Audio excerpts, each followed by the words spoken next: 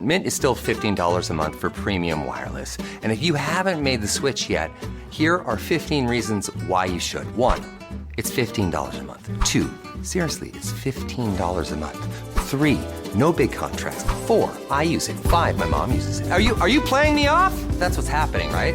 Okay, give it a try at mintmobile.com/switch.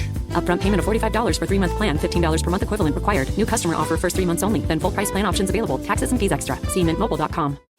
Thank you for calling the Bombas Comfort Line. Bombas make socks, slippers, tees, and underwear made with the highest quality materials. Press 1 for comfort, 2 for style, 3 for donation. You chose style. Bombas has styles for whatever you enjoy. You can run in Bombas, lounge in Bombas, dress them up, dress them down, but always give back in Bombas. Because with every item purchased, another is donated. Bombas, comfort worth calling for. Go to bombas.com/audio and use code AUDIO for 20% off your first purchase. That's BOMBAS.com and use code AUDIO. The kettle's boiled, Vic. Great. Perfect timing.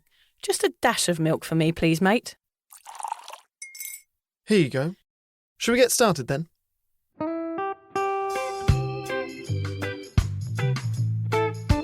Have you ever woken up on a Sunday morning and said, I'm never drinking again, and then found yourself waving $50 at a barman by happy hour?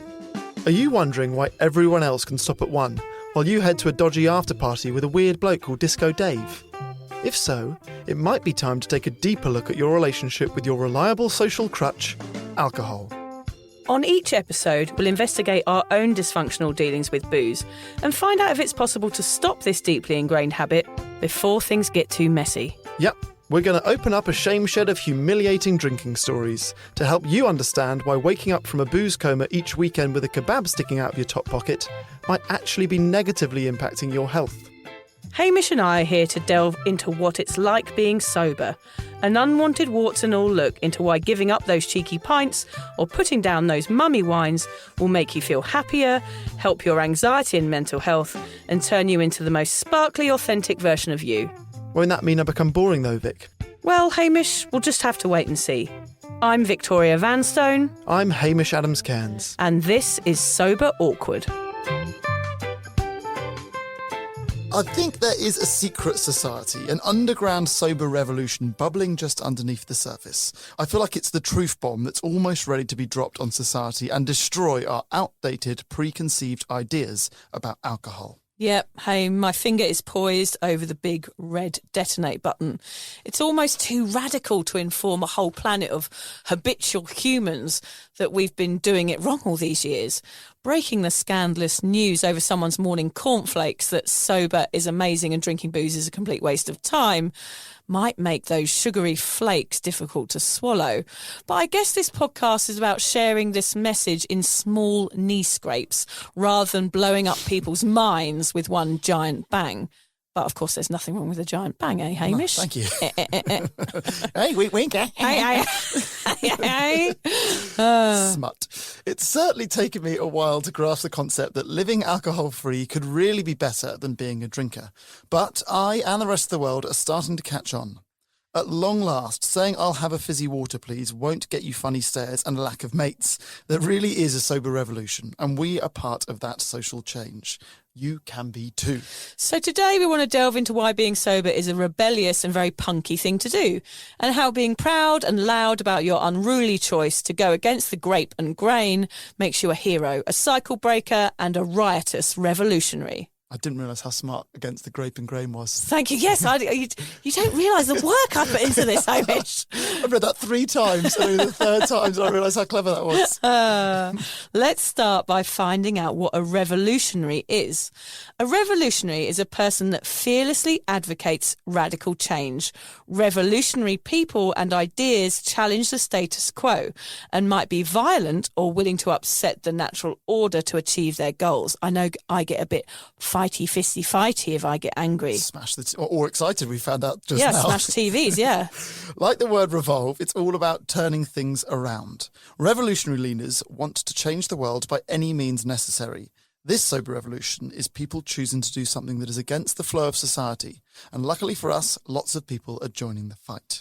So why do you think more people are going sober, Hamish? What's the reasons? Well, initially, I just think that maybe as a race, we are more evolved than we've ever been. Right? We're more informed and we're more aware of the risks of a lifetime of drinking than ever before. So I think maybe we're more health conscious as a result of that, and we're happy to make decisions which seem huge in terms of society, but really it's just not drinking a drink that you used to drink. It's not huge if you actually really narrow it down. Yeah, I wonder there, sorry to there, but I wonder there if it's something to do with having more access to information.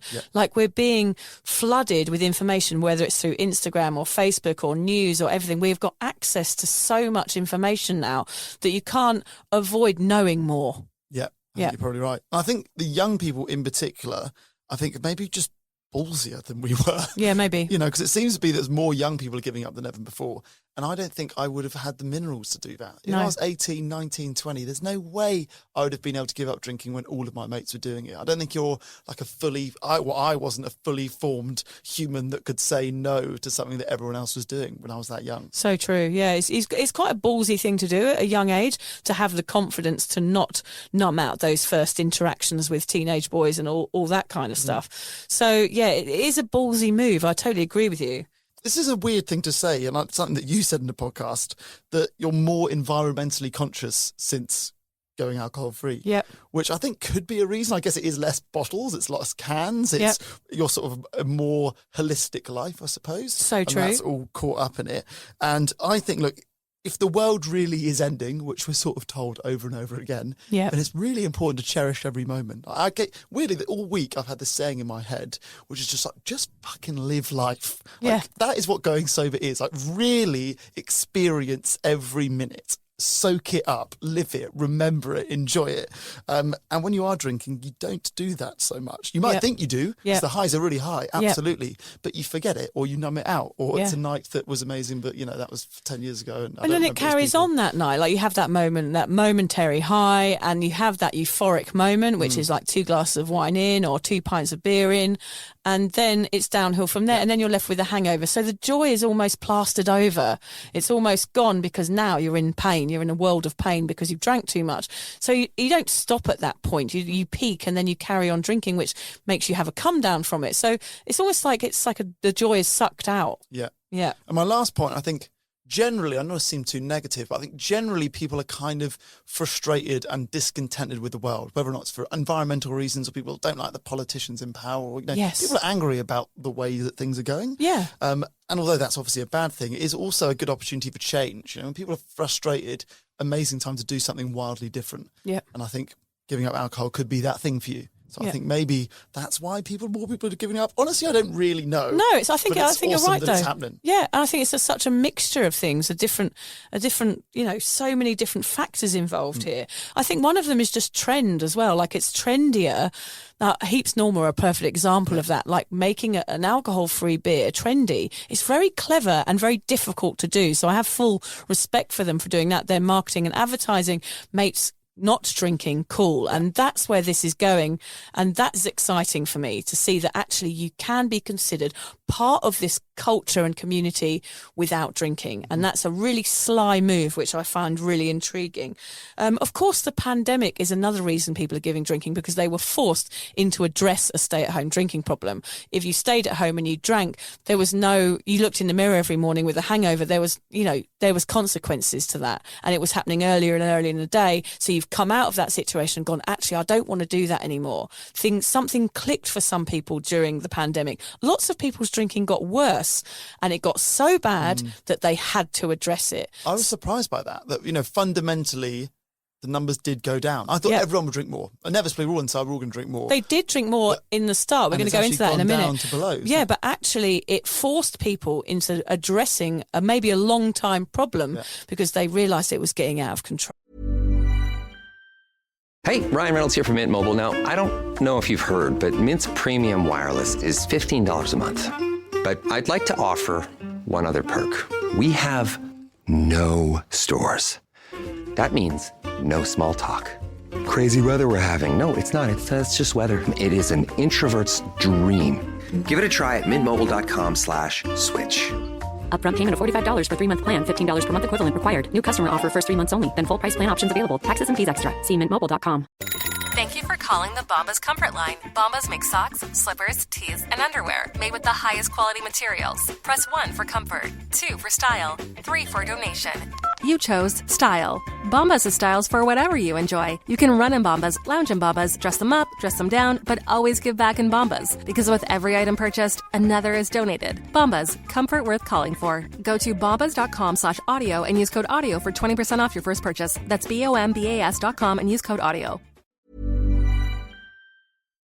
Yeah, and as you say, like, people are more aware of their health, like that holistic thing. Everyone's more aware of what's going on mentally and physically, especially mentally. People are more aware of their mental health, and that drinking affects anxiety, it affects depression. So people are looking into that a bit more. And definitely the millennials, that sort of generation, are more willing to self-assess because of that, because they have access to more information, as we said. Also, we're more aware of consent and the risk factors to do with drinking alcohol. There's so much on Netflix and shows about perpetrators who prey on women who are out and have had too much to drink. And people are realising that alcohol can make them unsafe in certain situations. Because there are people out there willing to prey on people. And that's quite scary. So people want to take more care of themselves. It's not just like, oh, make sure you have mates with you anymore. It's like, well, actually, why don't you not drink? Why don't you go out with your mates and not drink, and then you're all safe? And that's a much better thing to do. So I think there's some really good influencers out there who are trying to push that message of being safe without alcohol, which I think is great. Also, there's more awareness about alcohol in schools and online. I know that I've been asked a few times to go and speak at schools. Oh, really? Yeah, but I haven't done it yet because I'm just too scared of lots of little faces looking up at me to say the right thing. I'd probably swear. Yeah, you might well swear. Yeah, so I haven't quite done that yet. And I'm not sure I'm qualified enough to talk in front of some children, but hey. And parents breaking cycles, of course, like you and I are doing at the moment, that is going to mean there's going to be less people drinking, and that means there's going to be a generation coming through in the next 20 years that don't drink, and that's going to change everything. So the more people that don't drink now, it's just going to get more and more over the next, 20, 25 years. And people are wanting more wholesome pastimes. People are getting more into exercise, more into yoga, more into being present and authentic, all of those things. So they all add up to make this trend really ripple through our society. I think in two ways as well. It's not only people wanting to have more wholesome pastimes, but also giving up booze gives you so much time. If you give up, you can do all of those things that you wanted to do at the same time. You could do yoga and meditation and breath work. You've got all your Sunday mornings are back. Yeah, you can do so much more when you give up drinking. I think it's important to dig up some stats so we can gauge what the bubble under the surface is. Why are people quitting booze? Why are attitudes towards sober people more accepting than ever before? I so loved researching this. You know how I love the research. It's your favourite bit. I know, because I just find alcohol so fascinating. I just want to know why we do it, because it's so fucked up. You love researching more than recording the podcast. I do, actually. I do. It's like my favourite time of the week. I'm like, getting in some wormhole on the internet. Yeah, because it's transformed so much as well ever since I gave up drinking only 5 years ago. One of the reasons is that people that don't consider themselves to be alcoholic are stopping before they have an issue. This is huge, Hamish. They're recognising the impact of alcohol and are seeking out healthier lifestyles, like we said. People are more educated about alcohol, and they see any form of over-drinking as harmful. We know it is. We've always known it is, but actually we're sort of feeding into it now. We live in a more self-reflective society. People are looking inwards, which means they're getting off the booze bus before it crashes. That's what I'm doing. Yes, exactly. It doesn't have to crash, yeah. Researchers in the UK said abstaining from alcohol was becoming more mainstream among people aged 16 to 24 after the analysis showed a rise in the proportion of non-drinkers. The research found more than 25% of young people class themselves as non-drinkers. Meanwhile, the proportion of lifetime abstainers rose from 9% to 17% in the last 10 years, and that is predicted to double by 2025. I couldn't believe those numbers. That is massive, I know. A quarter of people. And what we said, the pandemic has been a major factor in the rise of sober curious and the sober revolution that we're now experiencing. People in lockdown said their drinking increased dramatically in the first year, and the stats showed that the sales were up 40%. But as the epidemic wore on, some were forced to address their newfound stay-at-home drinking problem and sort out support services. So that's how they've got those numbers there, is they've realised that people are going to the doctor and saying, look, I've been in lockdown, I'm out now, and I think I might have a bloody drink problem. And so many more people are accessing help for their problems now, even if it isn't reaching the point where they're on a dialysis machine in a hospital. They're saying, actually, I don't want to be like this. I know there is something more and I want to live a full life because we've just been through a pandemic and I feel like this is a problem now. I think it's because we're not that educated in what a drinking problem is. I think we think an alcoholic means drinking all day, waking up and drinking whiskey at 7 a.m. by myself at breakfast. Yeah. And until I get there, I haven't got a drinking problem. So people just carry on doing what is probably a drinking problem, but not that, for years and years before they address it. I'm going to tell you very quickly, Hamish, when I went into therapy for my drinking, right, I knew that day that I'd woken up and it was one hangover too far and I knew I needed help. I went into therapy wanting to become a good drinker. Yeah. In therapy, she sat me down, the therapist, lovely Diane, and she said, "Why are you here?" That was her first question. And I sort of said, because I'm a little, a bit of a binge drinking mum, blah, blah, blah. And she just went, "Why are you here?" This is in my book, actually. I'll give it away, but... And I said very quietly, "I think I have a problem with alcohol." She was like, speak up. I was like, "I have a problem with alcohol." And that was the first time I'd actually gone, no matter how big or small, I had a problem with alcohol. And that was a real revolutionary moment for me because I understood that I was on that spectrum and that I was part of this community. And that's where things changed it. And I think more people are coming around to understand that the problem doesn't have to be massive for you to have a problem or to reach out for help. Absolutely. I think also, Vic, people have become more aware of the fragility of life. So true. We no longer want to numb out our lives and drink away the good times. We want to live a full and happy life because we know how lucky we are to be here. It's what I was saying earlier. Totally. The pandemic was shit and humbled us all a bit, so it's taught us some important life lessons, and not drinking alcohol is a part of those. So it seems more people are quitting than ever before. And opposed to the old days where people only gave up drinking because they were an alcoholic, people are now choosing to be sober for different reasons, like health benefits. It's because it's more acceptable in society to say no. In other words, you don't have to be an alcoholic to choose not to drink, which is exactly what I found out in that therapy session that day. This opens up the funnel to a whole new section of people. It envelops most people I know, actually. The social drinkers or the bingers, the ones that are reconsidering alcohol. And it gives them an opportunity to change. People now understand the concept that you don't have to be an alcoholic to quit drinking. And that, Hamish, changes everything. Yeah, I really hope that people reach out who have done that. I kind of feel like I'm the only person that I know that has given up without a problem. Yeah. It'd be nice. A few people have said to me privately since the podcast, "Hey, I think I'm going to do a month, or I'm going to do 6 months." Yeah. And it'd be cool to hear from people who have just normal drinkers like most of their mates and give up just to see what it's like, explore it. The normal drinkers are allowed to give up as well. That's the interesting thing, isn't it? Yes, the movement is getting bigger because the net has been broadened. Yeah, exactly. If you're questioning your relationship with booze, you're struggling to moderate, or your hangovers are causing anxiety, it might be time to reach out for some support. Yeah, just talk to a mate about how you're feeling, contact a local doctor, find an AA or sobriety group. Vic's got one. Yeah, just head to www.cuppa.community. Remember, if you're questioning yourself, it might be time to seek support. Even though this journey can be awkward, it is definitely worth it. And if you've enjoyed the Sober Awkward podcast, don't forget to review it, rate it, and share it with your mates. Do they have to share it with their mates? Yeah, of course they do. I'm not doing this for nothing, Hamish. Bloody hell. How do they share it? I don't know, just write it on the...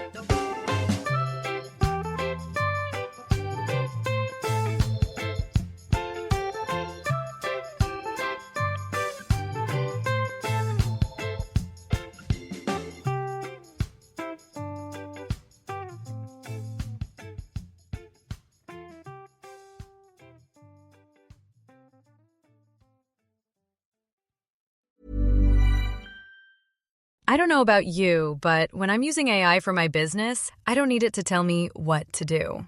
I know what I want. I just need help making it happen. With Wix, I finally have an AI tool that gets things done the way I want. I just have to describe the type of website I need, and it's ready. I can even ask it to manage my inventory, plan my next marketing campaign, or help out my customers. Wix gives me AI wherever I need it. Try it out at Wix.com. Acast powers the world's best podcasts. here's a show that we recommend. Add a little curiosity into your routine with TED Talks Daily, the podcast that brings you a new TED Talk every weekday. In less than 15 minutes a day, you'll go beyond the headlines and learn about the big ideas shaping your future. Coming up, how AI will change the way we communicate, how to be a better leader, and more. Listen to TED Talks Daily wherever you get your podcasts. Acast helps creators launch, grow, and monetize their podcasts everywhere. Acast.com.